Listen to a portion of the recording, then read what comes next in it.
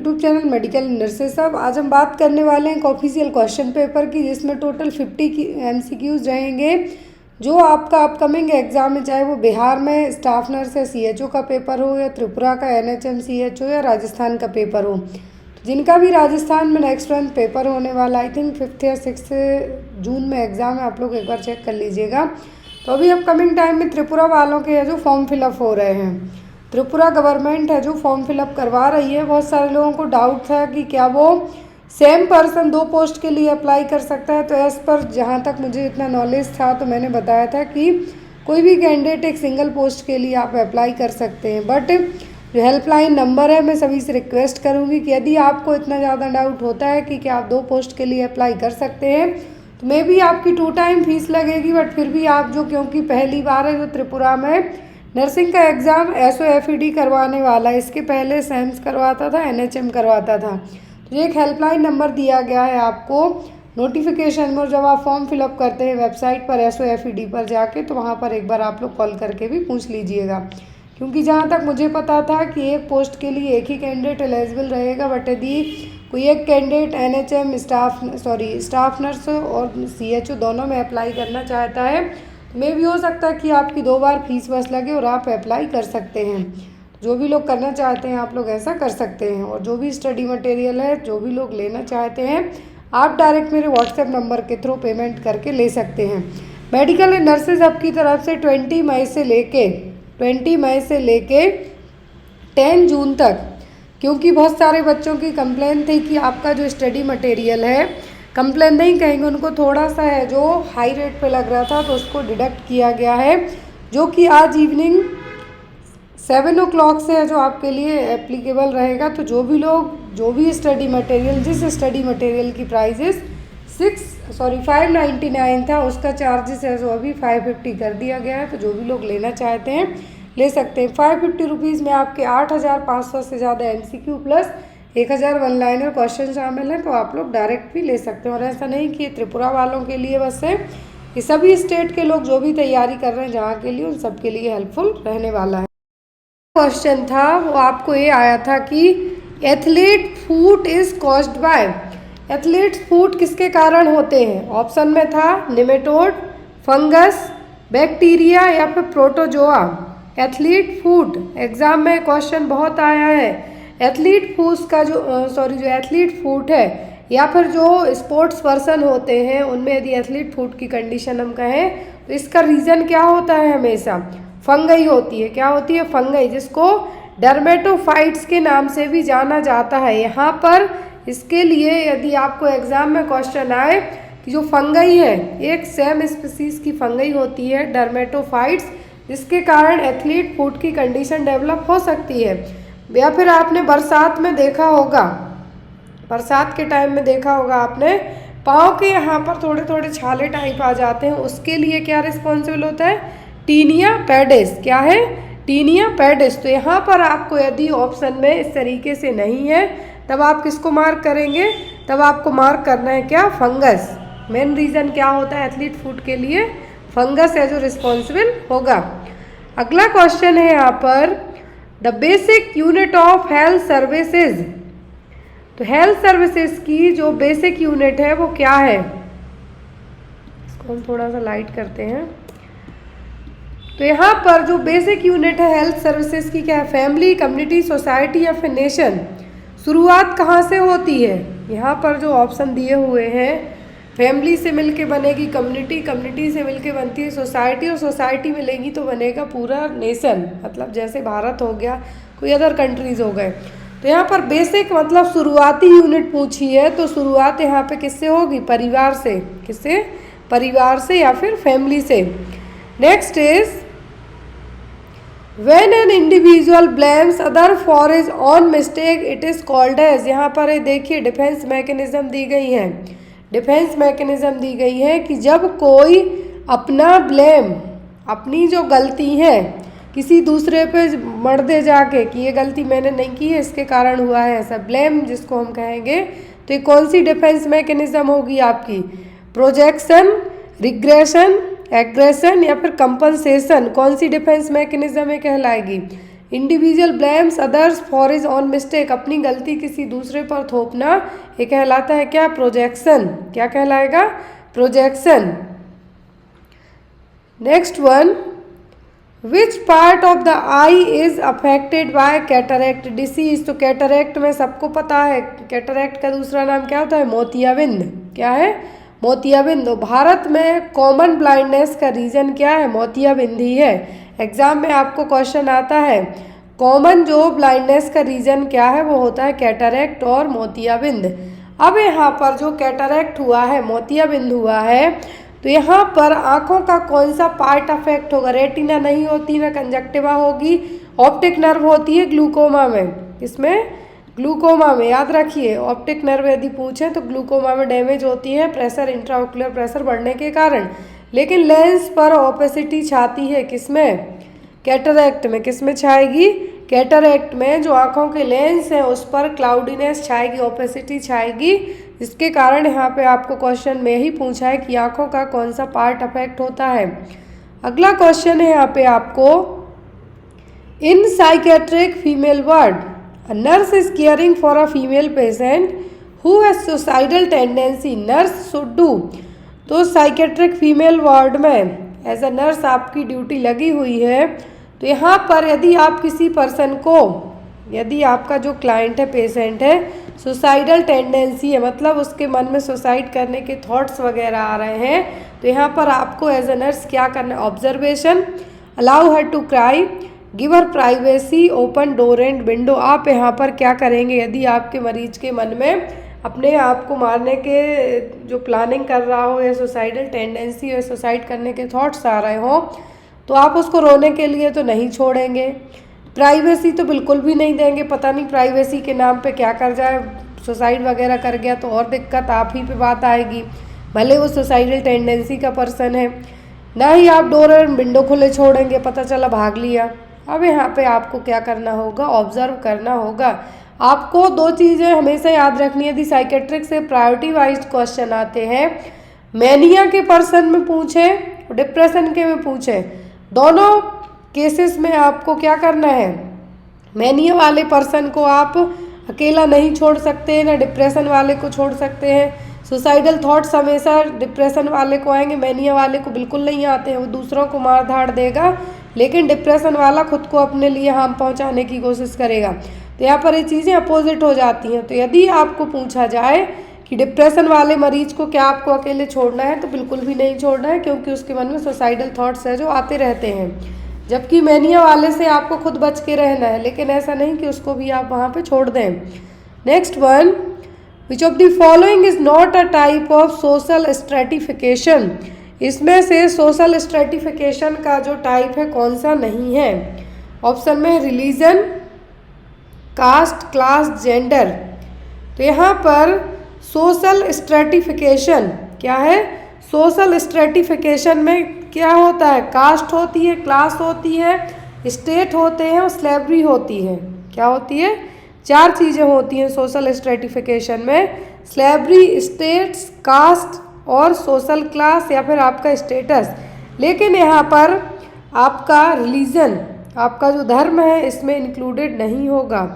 क्या है? आपका धर्म यहाँ पे इंक्लूड नहीं होगा। तो यहाँ पे आपका आंसर क्या होगा? Religion. Colon is called, colon का पहला पार्ट क्या है? इलियम, जेजुनम, अपेंडिक्स या फिर सीकम? कौन सा पार्ट होगा? कोलोन का पहला पार्ट क्या है? इलियम और जेजुनम तो किसके पार्ट हैं? स्मॉल इंटेस्टाइन के।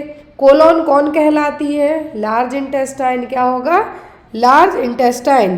तो यहाँ पर जो लार्ज इंटेस्टाइन है, क्या है? लार्ज इंटेस्टाइन के पार्ट्स में पूछा है आपको कि कोलोन का जो सबसे फर्स्ट पार्ट है वो क्या होता है? पहले आता है आपका क्या?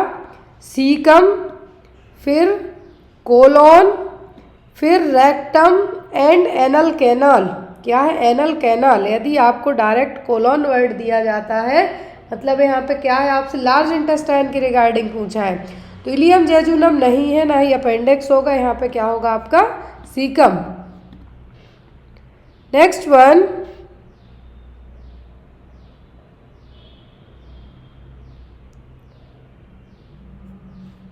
Which of the following has developed psycho analytical theory. तो साइको एनालिटिकल थ्योरी किसने दी थी, सबको पता होना चाहिए। प्लेटो ने, स्किनर ने, डार्विन ने कि सिगमंड फ्रूड ने। तो साइको एनालिटिकल थ्योरी दी थी किसने, सिगमंड फ्रूड ने। किसने दी थी, सिगमंड फ्रूड ने। अकॉर्डिंग टू दिस थ्योरी के क्या है यहाँ पर, जो साइको एनालिटिकल थ्योरी है, इस थ्योरी को देने वाले कौन थे, वो थे सिगमंड फ्रूड। इस थ्योरी में जो बात की गई थी मेन किस पर, पर्सनालिटी पर। किस पर, पर्सनालिटी डेवलपमेंट पर। इसका जो मेन कॉन्सेप्ट यही था कि जो बिहेवियर है, जो पर्सनालिटी है आपकी, उसमें आईडी, ईगो, सुपर ईगो, ये सब चीज़ें किस तरीके से काम करेंगी। Next one is pacemaker of the heart. सबको पता है हार्ट का पेस मेकर किसको कहा जाता है, एसए नोड और साइनोएट्रियल नोड को। किसको, sinoatrial node. Next one, which of the following is positive emotion. तो इनमें से पॉजिटिव इमोशन कौन से हैं, फियर है, एंगर है, अफेक्शन है कि जेलसी है। ये तो नेगेटिव हो गए, गुस्सा होना, डर लगना या फिर जेलसी फील होना, ये सब क्या है, नेगेटिव होंगे, नेगेटिव थॉट्स आ रहे हैं। मतलब अफेक्शन मतलब किसी से कनेक्टिविटी आप फील कर रहे हैं, जुड़ाव फील कर रहे हैं, तो वो आपका किस में आएगा, पॉजिटिव इमोशन में। किस में, पॉजिटिव इमोशन में। लव होगा, केयर हो गया, ये सब क्या है, पॉजिटिव इमोशन है। जबकि गुस्सा, डर, जेलसी या फिर किसी से चिढ़ना, ये सब किस में आएंगे, आपके नेगेटिव में आएंगे। नेक्स्ट है आपका total pair of cranial nerve. तो क्रेनियल नर्व कितनी होती हैं पेयर में टोटल, 7, 12, 21 या फिर 31। तो यहाँ पर क्रेनियल नर्व पूछा है। यदि आपको पूछ लें स्पाइनल नर्व, क्या है, स्पाइनल नर्व का पेयर पूछ लें, तब आप कहेंगे 31। याद रखिए यहाँ पर स्पाइनल का पूछें तो 31, क्रेनियल का पूछा है तो 12 पेयर। क्लियर। यदि आपको पूछा जाए स्पाइनल के लिए, दोनों पॉइंट्स याद रखें, स्पाइनल पूछें तो 31 पेयर में, क्रेनियल पूछी है मतलब क्या है, 12 पेयर में होंगी। Next one is the family in which the right of the family are concentrated in the mother or women is called the family. ऐसा परिवार जहाँ पर मदर या फिर उस घर की जो मुख्य महिला है उनको पूरे राइट्स हैं डिसीजन लेने के, तो वो कौन सी फैमिली कहलाएगी, पैट्रीलोकल, मैट्रीआर्चियल, मैट्रीलोकल या फिर मैट्रीआर्चल। कौन सा परिवार होगा, जहाँ पर घर की मुखिया के पास जो वुमेन है उनके पास पूरे राइट्स हैं, तो वो कहलाती है मैट्रीआर्चल फैमिली। कौन सी, मैट्रीआर्चल फैमिली। यदि फादर के पास है, तो यदि वहाँ का जो मुखिया क्या है, मेल पर्सन है, कोई फादर या ग्रैंडफादर इस तरीके से है, मेल है, मतलब वो क्या होगी, वो कहलाती है patriarchal family. Next one, olfactory nerve is related to. Olfactory nerve किससे रिलेट करेगी, सेंस ऑफ साइट, देखने में। कौन सी होती है यहाँ पर, ऑल्फैक्टरी नहीं होगी, यहाँ पे होती है आपकी ऑप्टिक। क्या है, ऑप्टिक। सेंस ऑफ स्मेल क्या है यहाँ पर, नेक्स्ट है यहाँ पर आपका sense of smell. Yes, sense of smell होगी ऑल्फैक्टरी के लिए। सेंस ऑफ टच या फिर ऑल ऑफ दी अबव। तो ऐसा जरूरी नहीं है कि सब जगह क्या आ जाए, यहाँ पे ऑल ऑफ दी अबव आ जाए तो आप उसको मार्क लगा दें। ऑल ऑफ दी अबव आ जाए तो यहाँ पर आपको मार्क नहीं लगाना है।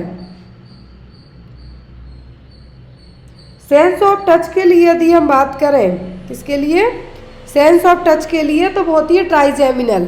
क्या है आपकी, ट्राइजेमिनल। देखने के लिए ऑप्टिक, टच के लिए ट्राइजेमिनल, स्मेल के लिए क्या है, ऑल्फैक्टरी। नेक्स्ट वन है यहाँ पर normal pH of human blood. तो हमारे बॉडी में जो ब्लड फ्लो हो रहा है उसकी पीएच वैल्यू होती है कितनी, 7.35 से 7.45 के बीच में। इसमें इवन आपको ऑप्शन रीड करने की ज़रूरत ही नहीं है, आपके माइंड में हमेशा ये चीज़ होनी चाहिए कि किसी भी पर्टिकुलर, चाहे वो यूरिन हो, वेजाइनल फ्लूइड हो, सीमेन हो या फिर सीएसएफ हो, आईओपी हो, सॉरी इंट्राऑक्यूलर फ्लूइड हो, इन सब का जो पीएच वैल्यू है वो फिक्स रहती है। तो यहाँ पर जैसे ब्लड की पीएच वैल्यू कितनी होती है, 7.35 to 7.45। Next one is Florence Nightingale was born on, Florence Nightingale का जन्म कब हुआ था? तो यहाँ पे आपको बता दूं कि अप्रैल में और जून में तो नहीं हुआ, तो ये आपके दोनों क्या हो गए, गलत हो गए। अब आता है आपका 12 मई को हुआ था, फ्लोरेंस नाइटिंगेल का जन्म 12 मई को हुआ था, लेकिन यहाँ पे ये 1820 में हुई थी। कब? 1820 में। नर्सिंग के जो फादर मदर दोनों कौन कहलाती हैं? Florence Nightingale. तो यहाँ पर फ्लोरेंस नाइटिंगेल का जन्म हुआ था 12 मई 1820 को, और इसी दिन हम हर साल पूरा विश्व है जो, पूरा वर्ल्ड है जो इंटरनेशनल नर्सेस डे के तौर पर सेलिब्रेट करता है। किसके लिए? फ्लोरेंस नाइटिंगेल के लिए। लेडी विद द लैम्प, ये भी आप याद रखें, लेडी विद द लैम्प कौन कहलाती है? Florence Nightingale. Next one, which of the following is determinant of health? तो इनमें से हेल्थ का डिटर्मिनेंट कौन सा है? लोकेशन, इन्वायरमेंट, वेट या फिर बिहेवियर? कौन सा हेल्थ डिटर्मिनेंट होगा? तो वो होगा इन्वायरमेंट। क्या होगा? Environment. Next one, most common type of fracture seen in the children? तो यहाँ पर बच्चों में किस टाइप का फ्रैक्चर देखने को मिलता है? कोलेस, ग्रीन स्टिक, पॉट्स या फिर पैथोलॉजिकल फ्रैक्चर? बच्चों में होने वाला सबसे कॉमन फ्रैक्चर होता है ग्रीन स्टिक फ्रैक्चर। जैसे आप कोई एक लकड़ी लीजिए, लकड़ी को बीच से तोड़िए तो हाफ बोन टूट जाएगी, हाफ है जो क्या रहेगी, जुड़ी हुई रहेगी, वो कहलाता है ग्रीन स्टिक फ्रैक्चर। क्या है? Green stick fracture. तो सबसे कॉमन बच्चों में होने वाला फ्रैक्चर है वो क्या होता है? Green stick fracture. Colles fracture generally aged person में होने के चांसेस रहते हैं। Next one, society is a web of social relationship, it was said by? तो जो सोसाइटी है क्या है? एक तरीके से जो वेब कहते हैं, जो स्पाइडर का घर होता है उस तरीके से। तो सोशल सोसाइटी क्या है? वेब ऑफ सोशल रिलेशनशिप है, एक इस साइकोलॉजिस्ट ने कहा है। मैक्लेवर, गिडिंग, गिन्सबर्ग या फिर कॉलिन ने? किसने कहा है ऐसा? तो ये कहा है मैक्लेवर ने। किसने? मैक्लेवर ने, कि सोसाइटी है जो क्या है, एक तरीके से वेब है, एक तरीके से जाल है सोशल रिलेशनशिप के लिए। What is the shape of lymph node? Lymph node किस शेप के होते हैं? क्यूबॉइडल, ट्यूबुलर शेप्ड, बीन और ओवल शेप्ड या फिर सर्कुलर शेप के? किस शेप के होते हैं? तो लिम्फ नोड का शेप है क्या है? लिम्फ नोड है, इसका शेप कैसा होता है? इसका शेप होता है बीन शेप में। बीन मतलब जो आप बीन खाते हैं, सब्जी वाली बीन्स, जैसे किडनी के शेप को भी कहा जाता है बीन शेप। तो या तो ये बीन शेप रहते हैं या फिर मटर टाइप का, मटर मतलब कि जो पी मटर होती है ओवल शेप की होती है उस तरीके से। तो यहाँ पे इसीलिए क्या कहा गया है? बीन शेप या फिर ओवल शेप। जो लिम्फ नोड होते हैं छोटे बीन शेप हैं या फिर पी, जिसमें आप ओवल शेप यहाँ पे कंसीडर कर सकते हैं। तो यहाँ पे आपका आंसर क्या होगा? लिम्फ नोड के लिए यदि शेप पूछे क्या है आपका? बीन शेप या फिर ओवल शेप। नेक्स्ट वन है यहाँ पे question, a neonate has small white pin point spots over the nose that is caused by retained sebaceous secretion. When documenting this observation a nurse identifies them as a? तो एक neonate baby हुआ है, नाक के ऊपर है जो छोटे छोटे बहुत ही स्मॉल वाइटिस टाइप के स्पॉट्स देखने को मिल रहे हैं, जो कि सेबेसियस सीक्रेशन के कारण हुए, सेबेसियस ग्लैंड के सीक्रेशन के कारण। तो आप एज अ नर्स इसको क्या डॉक्यूमेंट करेंगे? मिलिया के नाम से, लेन्यूगो, वाइट हेड्स या फिर मंगोलियन स्पॉट्स? किस नाम से यहाँ पे आप इसको आइडेंटिफाई करेंगे? लेन्यूगो तो जो बच्चे की बॉडी पर छोटे छोटे हेयर होते हैं, टाइनी हेयर जिसको आप कह सकते हैं, रोम कह सकते हैं, तो वो है। मंगोलियन स्पॉट पर्पलिश टाइप या फिर डार्क ब्लू टाइप के होते हैं, जो कि बटोक्स में फ्रंट साइड नोज के यहाँ पे नहीं होते हैं, बटोक्स में होंगे या फिर बैक साइड होंगे, तो ये भी नहीं है। ये कहलाते हैं मीलिया। क्या है? ये है मीलिया। बच्चे की आँखों के इधर छोटे छोटे वाइट स्मॉल टाइप के साइनिंग भी आप यहाँ पे देखने को मिलेंगे। सेबेसियस सीक्रेशन के कारण होने वाले छोटे छोटे पिन पॉइंट स्पॉट क्या कहलाते हैं? मिलिया। लेन्यूगो तो छोटे छोटे टाइनी हेयर होते हैं वो है। Next one, the national AIDS control programme was launched in? तो जो नेशनल एड्स कंट्रोल प्रोग्राम है कब लॉन्च किया गया था?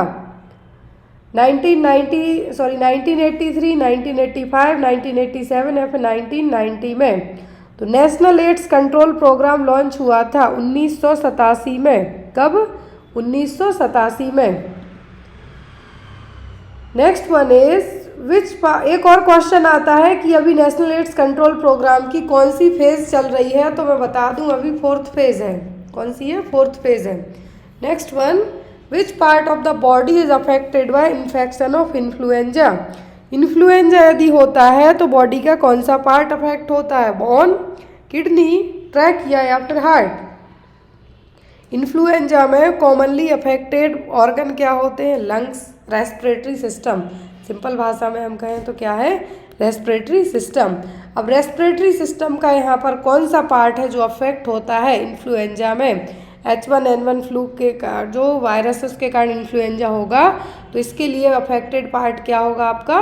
ट्रैकिया। क्या होगा? Trachea. Next is A 45-year-old female unconscious patient is brought to the casualty following road traffic accident. Her blood pressure was 80/60 mmHg. What will you do first?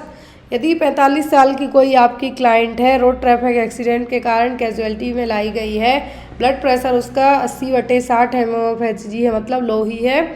Systolic या diastolic दोनों ही लो हैं। तो आप यहाँ पे क्या करेंगे? एयर भी प्रोटेक्ट करेंगे। Start vasopressor, CT scan head, infuse 2 litre of crystalloids. तो आपको मैं बता दूं मरीज अनकॉन्शियस है। जब भी आपको इस तरीके से क्वेश्चन आते हैं एग्जाम में, प्रायोरिटी बेस्ड आपका क्वेश्चन है, यदि मरीज बेहोश है तो आपकी फर्स्ट प्रायोरिटी होती है एयरवे। क्या है? एयरवे। यदि ब्लीडिंग हो रही है मरीज को कहीं से भी, तब आपकी प्रायोरिटी एयरवे के साथ साथ ब्लीडिंग हो रही है उसको स्टॉप करने की है। यदि आपको सीजर वाला मरीज के बारे में पूछा जाए तो सीजर वाले में आपको ऑप्शन में क्या है कि मरीज का पहले एयरवे भी आपको प्रोटेक्ट करना है और उसको हार्म होने से भी बचाना है। तो यहाँ पर आपको प्रायोरिटी बेस्ड क्वेश्चन एग्जाम में मेनली रोड ट्रैफिक एक्सीडेंट के आ सकते हैं, सुसाइडल थॉट्स वाले, डिप्रेशन के मरीज आ सकते हैं, या फिर आपको शौक वाले क्लाइंट हैं उनके बारे में एग्जाम में प्रायोरिटी बेस्ड क्वेश्चन पूछ सकते हैं। जब भी आपको इस तरीके के क्वेश्चन आए तो आपकी पहली प्रायोरिटी क्या होनी चाहिए? यहाँ पर अनकॉन्शियस पेशेंट है आपका, कैजुअलिटी में लाया गया है, BP बहुत लो है उसका, बट आपके सामने ऑप्शन में एयरवे प्रोटेक्ट करना भी है क्योंकि मरीज बेहोश है, तो आपकी प्रायोरिटी क्या जानी चाहिए? एयरवे को प्रोटेक्ट करना। A salty taste felt while kissing the child occurring. यदि आप किसी बच्चे को किस करते हैं तो आपको लगेगा सॉल्ट टाइप से अपने मुंह में, तो सॉल्टी टेस्ट आपको फील हो रहा है, तो ये क्या है? सिस्टिक फाइब्रोसिस में होगा ऐसा, सीलियक डिसीज में होगा, हाइड्रोनेफ्रोसिस में होगा, या फिर टे-सैच डिसीज। किस में ऐसा होगा कि जब भी आप बच्चे को क्या कर रहे हैं, किस कर रहे हैं, तो आपको कैसा लग रहा है? जैसे आपने नमक खा लिया हो। क्या है? नमक खा लिया हो। तो ये कंडीशन देखने को मिलती है सिस्टिक फाइब्रोसिस वाले पर्सन में। किसमें? सिस्टिक फाइब्रोसिस वाले पर्सन में। सीलियक में नहीं होगी ना, हाइड्रोनेफ्रोसिस में होती है, सिस्टिक फाइब्रोसिस में। नेक्स्ट वन इज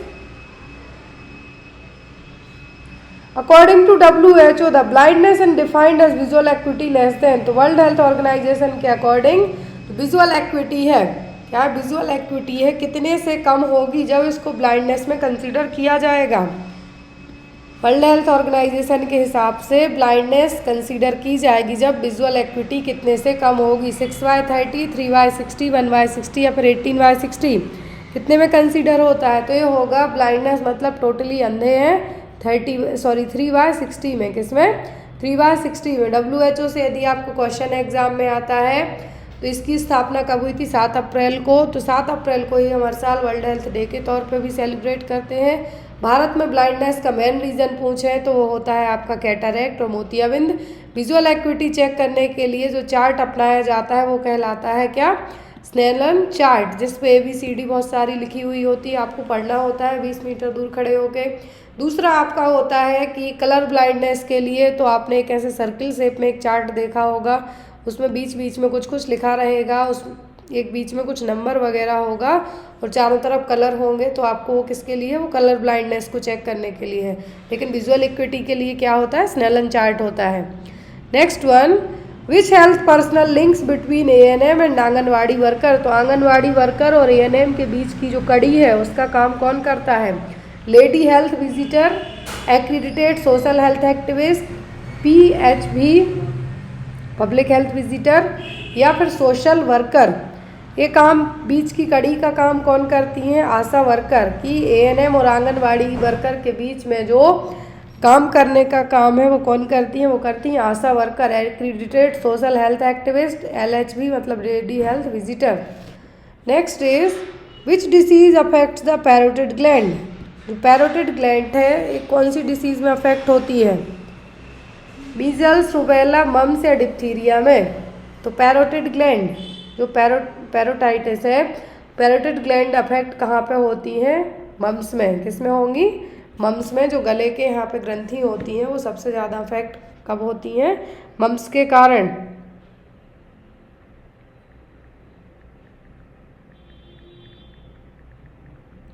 क्लियर है। तो मम्स में जो पैरोटिड ग्लैंड्स होती हैं इसी में मेनली इन्फेक्शन देखने को मिलता है।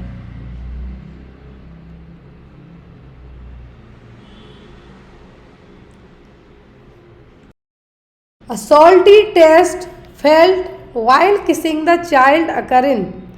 यदि आप किसी बच्चे को किस करते हैं तो आपको लगेगा सॉल्ट टाइप से अपने मुंह में, तो सॉल्टी टेस्ट आपको फील हो रहा है, तो ये क्या है, सिस्टिक फाइब्रोसिस में होगा ऐसा, सीलियक डिसीज में होगा, हाइड्रोनेफ्रोसिस में होगा, या फिर टे-सैच डिसीज। किस में ऐसा होगा कि जब भी आप बच्चे को क्या कर रहे हैं, किस कर रहे हैं, तो आपको कैसा लग रहा है, जैसे आपने नमक खा लिया हो। क्या है, नमक खा लिया हो। तो ये कंडीशन देखने को मिलती है सिस्टिक फाइब्रोसिस वाले पर्सन में। किसमें, सिस्टिक फाइब्रोसिस वाले पर्सन में। सीलियक में नहीं होगी ना, हाइड्रोनेफ्रोसिस में होती है, सिस्टिक फाइब्रोसिस में। Next one is, According to WHO, the blindness is defined as visual acuity less than। तो वर्ल्ड हेल्थ ऑर्गेनाइजेशन के अकॉर्डिंग विजुअल एक्विटी है, क्या विजुअल एक्विटी है, कितने से कम होगी जब इसको ब्लाइंडनेस में कंसीडर किया जाएगा। वर्ल्ड हेल्थ ऑर्गेनाइजेशन के हिसाब से ब्लाइंडनेस कंसीडर की जाएगी जब विजुअल एक्विटी कितने से कम होगी, 6/30, 3/60, 1/60 या फिर 18/60। कितने में कंसीडर होता है, तो ये होगा ब्लाइंडनेस मतलब टोटली अंधे हैं 3/60 में। किसमें, 3/60 में। WHO से यदि आपको क्वेश्चन एग्जाम में आता है तो इसकी स्थापना कब हुई थी, 7 अप्रैल को। तो 7 अप्रैल को ही हम हर साल वर्ल्ड हेल्थ डे के तौर पे भी सेलिब्रेट करते हैं। भारत में ब्लाइंडनेस का मेन रीज़न पूछे तो वो होता है आपका कैटरैक्ट और मोतियाबिंद। विजुअल एक्विटी चेक करने के लिए जो चार्ट अपनाया जाता है वो कहलाता है क्या, स्नेलन चार्ट, जिस पे ABCD बहुत सारी लिखी हुई होती है, आपको पढ़ना होता है 20 मीटर दूर खड़े होके। दूसरा आपका होता है कि कलर ब्लाइंडनेस के लिए तो आपने एक ऐसे सर्किल शेप में एक चार्ट देखा होगा, उसमें बीच बीच में कुछ कुछ लिखा रहेगा, उस एक बीच में कुछ नंबर वगैरह होगा और चारों तरफ कलर होंगे, तो आपको वो किसके लिए, वो कलर ब्लाइंडनेस को चेक करने के लिए है। लेकिन विजुअल एक्विटी के लिए क्या होता है, स्नेलन चार्ट होता है। Next one, which health personnel links between ANM and anganwadi worker. तो आंगनवाड़ी वर्कर और ANM के बीच की जो कड़ी है उसका काम कौन करता है, lady health visitor, accredited social health activist, PHV public health visitor, या फिर सोशल वर्कर। ये काम, बीच की कड़ी का काम कौन करती हैं, आशा वर्कर। कि ANM और आंगनवाड़ी वर्कर के बीच में जो काम करने का काम है वो कौन करती हैं, वो करती हैं ASHA worker, accredited social health activist, LHV मतलब लेडी हेल्थ विजिटर। यहाँ पर which disease affect the parotid gland. Parotid gland है जो कौन सी डिसीज में अफेक्ट होंगी, जो आपने गिलसुआ सुने होंगे। क्या है गिलसुआ, तो यहाँ पर जो ग्लैंड अफेक्ट होती हैं वो क्या है, यहाँ पर पैरोटिड ग्लैंड है, वो होती हैं मम्स में अफेक्ट। किसमें, मम्स में। मम्स में जो मम्स का जो वायरस है, क्या है, एक तो वायरल इन्फेक्शन है, क्या है, वायरल इन्फेक्शन है। और यहाँ पर जो अफेक्टेड ग्लैंड, जो पैरोटिड ग्लैंड है, इनमें स्वेलिंग देखने को मिलती है। क्या है, इनमें स्वेलिंग देखने को मिलेगी। Next one, the hormone that helps prepare the breast for lactation is, कौन से हार्मोन है जो ब्रेस्ट को प्रिपेयर करते हैं लैक्टेशन के लिए, बच्चे को फीड करना है, मिल्क है जो बनाने का काम कौन से हार्मोन करेंगे, प्रोजेस्टेरोन, प्रोलैक्टिन, एस्ट्रोजन या फिर ऑक्सीटोसिन। यहाँ पर आपको हार्मोन बताना है कि मिल्क बनाने के लिए ब्रेस्ट में जो मिल्क बनना है उसको प्रिपेयर करना है ब्रेस्ट को, कौन से हार्मोन करेंगे। तो ना तो ये प्रोजेस्टेरोन करेंगे, ना ये एस्ट्रोजन करेंगे। ऑक्सीटोसिन इजेक्शन का काम करेगा, बच्चा जब मिल्क ब्रेस्ट मिल्क सक करेगा तो मिल्क को इजेक्ट करने का काम ऑक्सीटोसिन करेंगे, लेकिन जब बनेगा तब तो इजेक्ट होगा, तो बनाने के लिए क्या करेगा काम, प्रोलैक्टिन। क्या काम करेगा, प्रोलैक्टिन। प्रोडक्शन मतलब प्रोलैक्टिन और इजेक्शन मतलब oxytocin. Next one, continuous air bubbling into bottle during chest drainage. सो एयर बबल हो रही है यदि चेस्ट ड्रेनेज के टाइम में, तो यहाँ पर क्या है, नॉर्मल है, एयर लीक हो रही है, वाटर लीकेज है या पस लीकेज है, क्यों है एयर बबलिंग हो रही है। तो यहाँ पर एयर बबलिंग हो रही मतलब क्या है, एयर लीकेज हो रही है। ये क्वेश्चन बहुत आता है एग्ज़ाम में, या तो आपको डायरेक्ट जो मशीन्स हैं वो दिखाई जाएंगी, या बबलिंग साउंड यदि नॉरसेट दे रहे हैं तो आपको डायरेक्ट वीडियो में क्वेश्चन आ सकता है। लेकिन यदि आप NHM स्टेट लेवल या GMC का एग्ज़ाम देते हैं तो आपको इस डायरेक्ट ही आता है कि यदि एयर बबल हो रहा है बॉटल में मतलब यहाँ पर एक क्या है, चेस्ट ड्रेनेज के टाइम पर तो ये होती है air leak. Type of play does a nurse aspects when observing a toddler in a play room with other children. Question सीधा सा है, टोडलर के लिए जो टोडलर में पूछा है प्ले का टाइप, किस टाइप का प्ले करेगा टोडलर। टोडलर मतलब 3 साल की उम्र तक का बच्चा, कितना, 3 साल तक की उम्र का बच्चा, 1 से लेके 3 तक का, 1 तक के इन्फेंसी में आते हैं, फिर आते हैं टोडलर ग्रुप। तो टोडलर 1 से 3 साल तक का बच्चा है, किस तरीके का खेल खेलेगा, कोऑपरेटिव, कॉम्पिटिटिव, पैरेलल या फिर सॉलिटरी प्ले, किस तरीके का प्ले करेगा। तो ये करते हैं पैरेलल प्ले। क्या है, पैरेलल प्ले। यदि कोऑपरेटिव की बात करें तो ये जो बड़े बच्चे हैं वो खेलेंगे, और यदि हम बात करें सॉलिटरी प्ले की, क्या है, सॉलिटरी प्ले, तो इसके लिए जो एज होती है इसमें भी 2 साल तक के बच्चे रहेंगे। लेकिन स्पेसिफिक टोडलर की बात करें हम, यदि सॉलिटरी की बात करें हम, तो इन्फेंसी वाले बच्चे भी इसमें रहेंगे। कौन से में, इन्फेंसी एज के मतलब 1 साल तक के बच्चे। लेकिन यदि हमें यहाँ पे बात करें कंप्लीटली टोडलर के लिए तो वो होगा parallel play. Next one, a blanket from a child with chickenpox is likely to be contaminated with the virus that cause chickenpox. What is the blanket called. एक blanket है, बच्चे को chicken pox हुआ था, उसी बच्चे के लिए ब्लैंकेट यूज़ किया गया। अब वो ब्लैंकेट भी क्या है, वायरस से कंटामिनेट हो गया, चिकन पॉक्स के वायरस से। तो अब जो ब्लैंकेट है यहाँ पर क्या कहलाएगा, होस्ट, पैथोजन, फॉमीट या फिर वेक्टर, क्या नाम दिया जाएगा।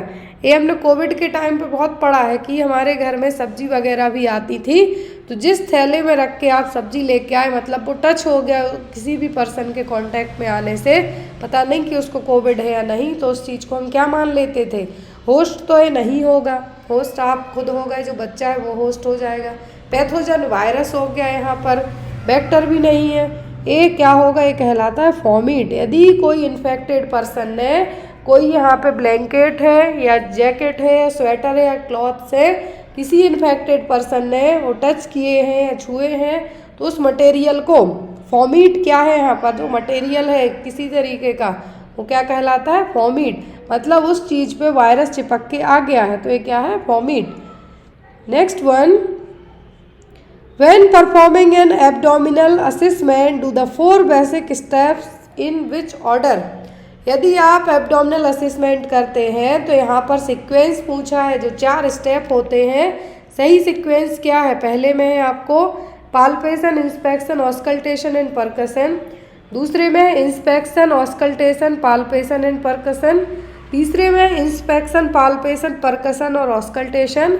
लास्ट में inspection, percussion, palpation and auscultation. क्या आपका सही आंसर होगा। जो एब्डोमिनल असेसमेंट में क्या है, एब्डोमिनल असेसमेंट में जो सीक्वेंस है वो होता है पहले inspection, auscultation, palpation and percussion, IAPP। आप इसको ऐसे भी याद रख सकते हैं, IAPP।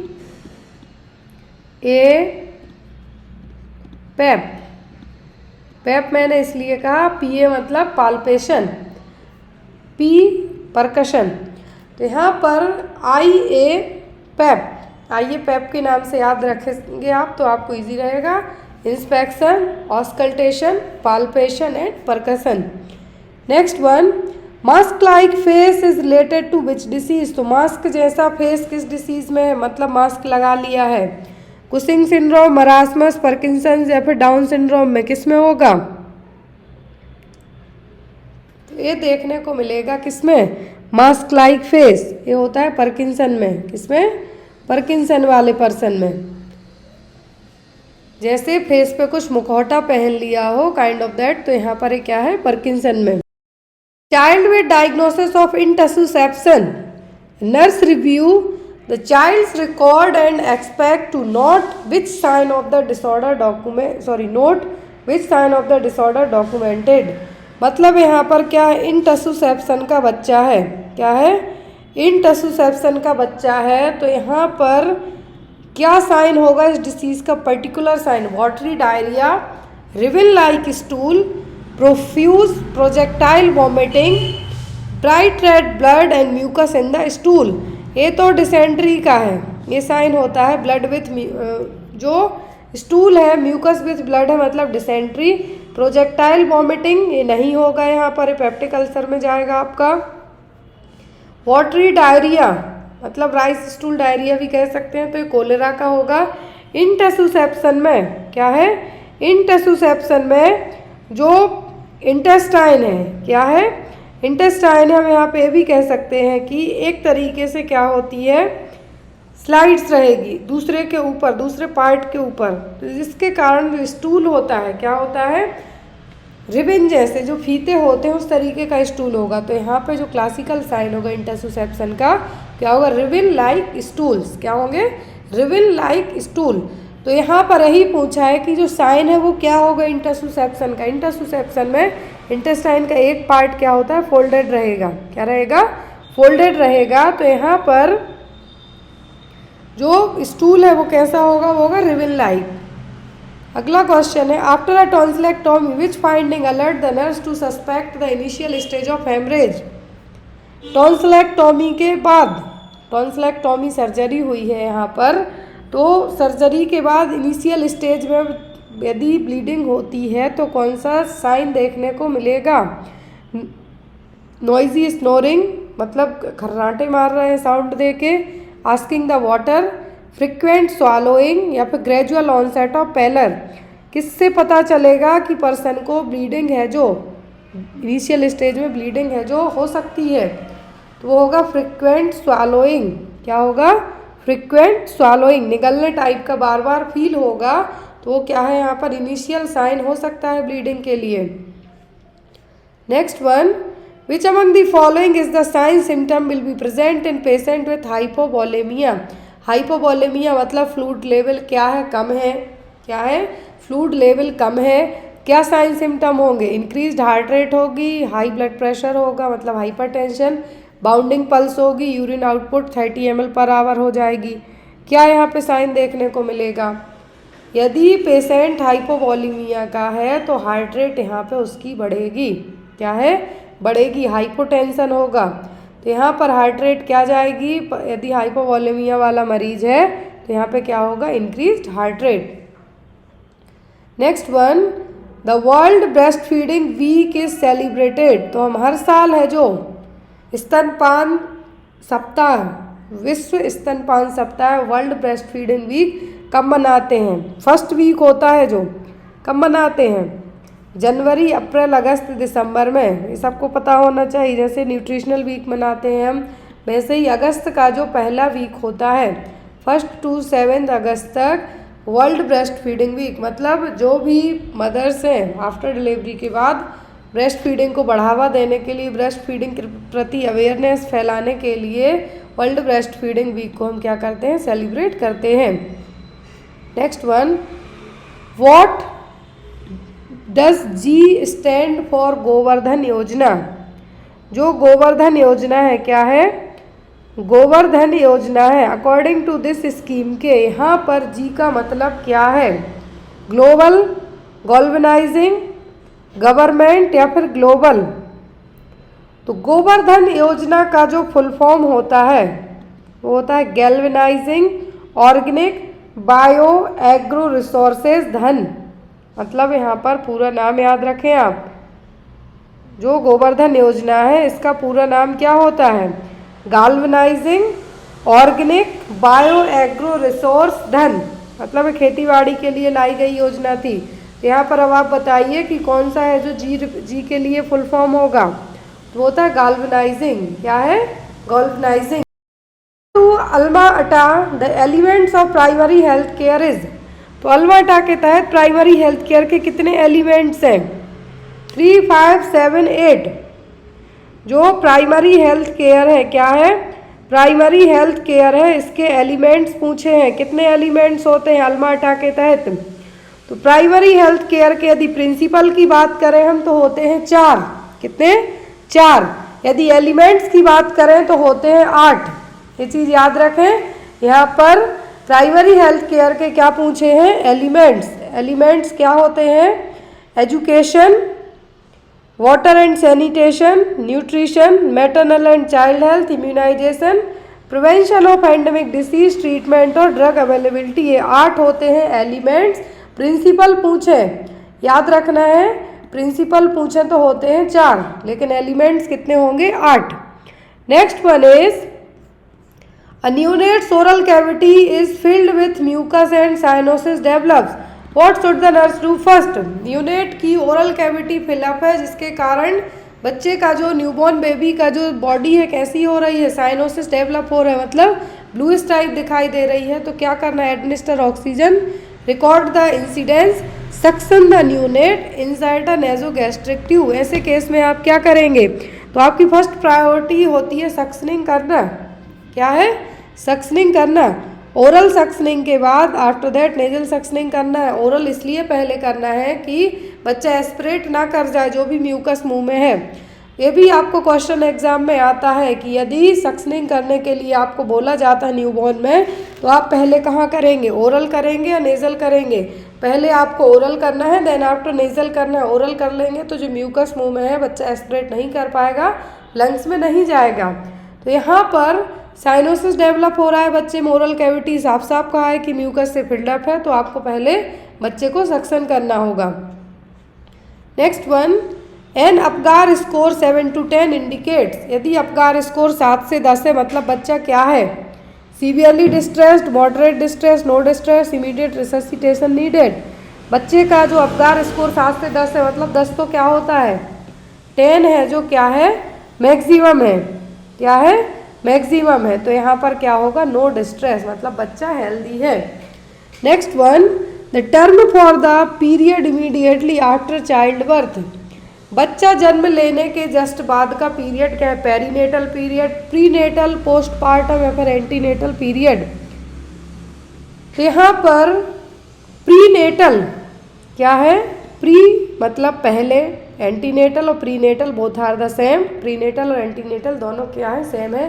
पेरीनेटल मतलब ड्यूरिंग द लेबर के टाइम का, ये कहलाता है पोस्टपार्टम पीरियड या फिर परपीरियम पीरियड। याद रखें, परपीरियम पीरियड या फिर पोस्टपार्टम पीरियड। बच्चे जन्म लेने के तुरंत बाद का पीरियड क्या कहलाता है, पोस्टपार्टम पीरियड।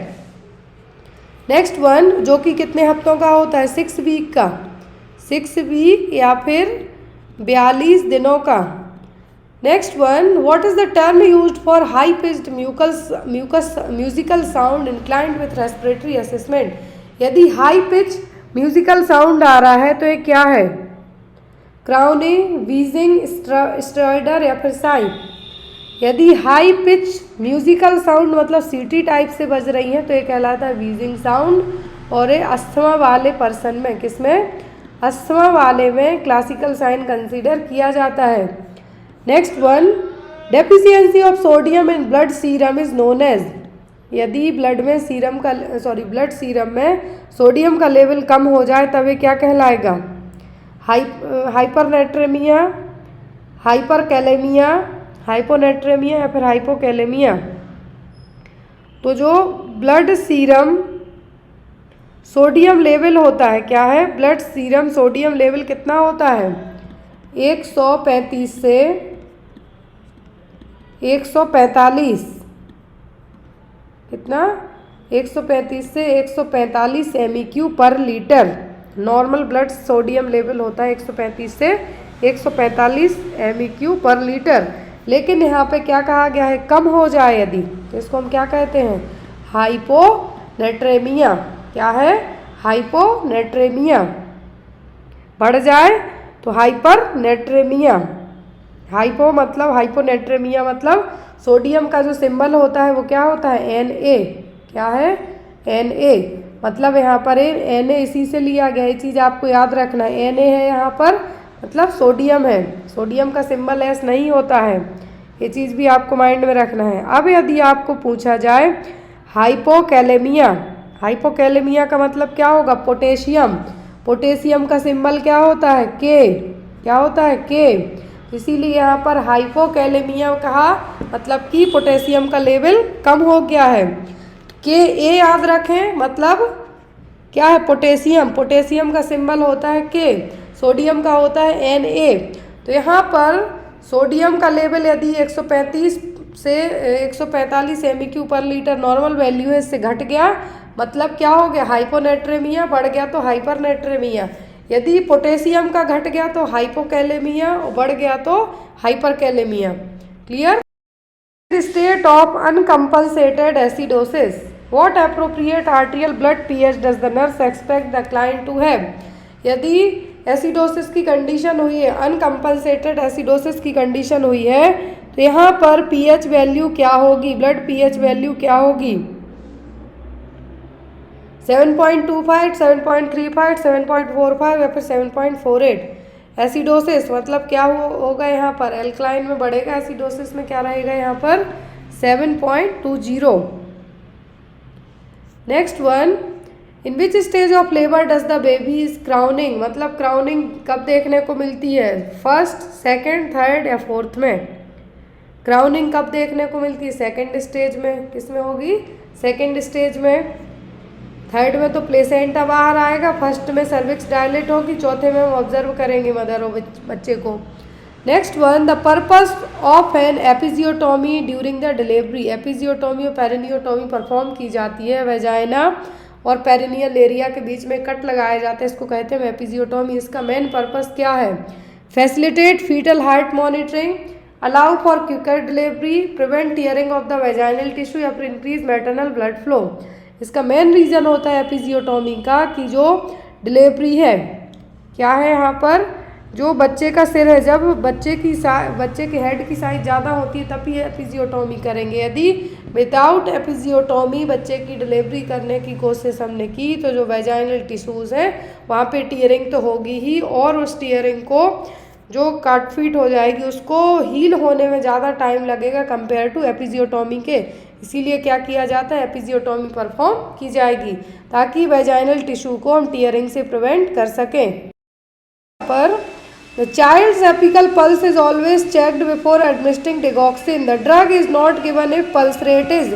यदि हम बच्चे की एपिकल पल्स चेक करते हैं डिगॉक्सिन देने के पहले, डिगॉक्सिन और डिजिटालिस एजेंट हैं दिए जाते हैं, उसके पहले पल्स चेक की जाती है। यदि पल्स कितने से कम हो, पल्स रेट कितनी हो, तब हमें डिगॉक्सिन नहीं देना है। क्वेश्चन है आपका, the child's apical pulse is always checked before administering digoxin, the drug is not given if pulse rate is. बच्चे में बात की जा रही है, बच्चे में बात की जा रही है कि आप एपिकल पल्स चेक करते हैं कब? डिगॉक्सिन देने के पहले। डिगॉक्सिन और डिजिटालिस एजेंट देने के पहले यदि आप कितनी पल्स रेट है तब हमें नहीं देना है। Below 90 to 100 beat per minute, above 90 to 110, less than 60 beat per minute या more than 150 beat per minute. यदि यहाँ पे बच्चे की बात की जा रही है तो 90 से 100 है, कितना है? 90 to 100 है। लेकिन यदि यहाँ पर बड़े की बात की जाती एडल्ट में तो 60 बीट पर मिनट से कम है तब हमें नहीं देना था, लेकिन बच्चे की बात की जा रही है तो बिलो 90 से 100 के बीच में यदि पल्स रेट होती है तब हमें डिगॉक्सिन नहीं देना है, और ये और कम करेगी और बच्चे की डेथ भी हो सकती है। बच्चे में पूछें तो 90 to 100, बड़े में पूछें तो 60 से कम में, एडल्ट में 60 से कम है तो नहीं देना है, और बच्चे में कहा तो 90 से 100। अगला क्वेश्चन है यहाँ पर,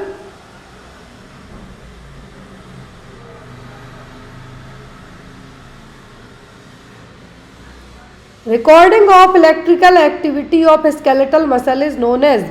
मसल्स के लिए यदि जैसे आप हार्ट की इलेक्ट्रिकल एक्टिविटी रिकॉर्ड करते हैं वैसे ही स्केलेटल मसल्स के लिए की जा रही है, तो क्या इलेक्ट्रोमायोग्राफी या फिर इलेक्ट्रोइंसेफेलोग्राफी या फिर इलेक्ट्रोग्राफी क्या कहलाएगा, इलेक्ट्रोकार्डियोग्राफी, ईसीटी हो गया ये आपका हो गया ईईजी, सेकंड ऑप्शन है ईईजी, थर्ड ऑप्शन है ईसीजी। अब बचता है आपका ए एंड डी, आपका सही आंसर क्या होगा, आपका सही आंसर होगा इलेक्ट्रोमायोग्राफी। ये आपका इलेक्ट्रोइंसेफेलोग्राफी क्या है, ईईजी ब्रेन के लिए होगा ये, इलेक्ट्रोकार्डियोग्राफी ईसीजी है जो कि हार्ट के लिए है।